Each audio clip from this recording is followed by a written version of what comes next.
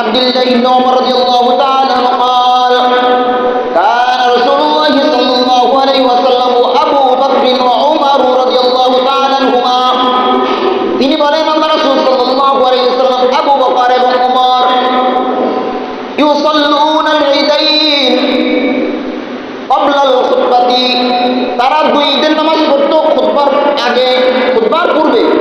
জুমার নামাজ আমরা পড়ি আগে খুতবা দেই পরে নামাজ পড়ি, কিন্তু ঈদের নামাজের সময় আগে নামাজ পরে খুতবা। আব্দুল্লাহ ইবনে ওমর বলেন আল্লাহ রাসূল সাল্লাল্লাহু আলাইহি ওয়াসাল্লাম আবু বকর রাদিয়াল্লাহু তাআলা আনহু ওমর রাদিয়াল্লাহু তাআলা আনহু তারা ঈদের নামাজ পড়তো, দুই ঈদের নামাজ পড়তো। কখন নামাজ পড়তো? খুতবার আগে। এখানে বলার উদ্দেশ্য হলো কয় ঈদের নামাজ পড়তো? দুই ঈদের নামাজ।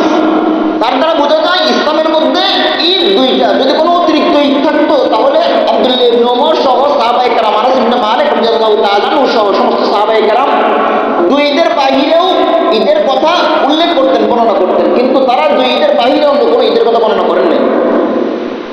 আল্লাহ রাসূলের আরেক সাহাবী হযরত জাবির ইবনে সামুরা রাদিয়াল্লাহু তাআলা আনহু তিনি বলেন عن جابر بن سمرة رضي الله تعالى عنه قال صليت مع النبي صلى الله عليه وسلم العيدين غير مرة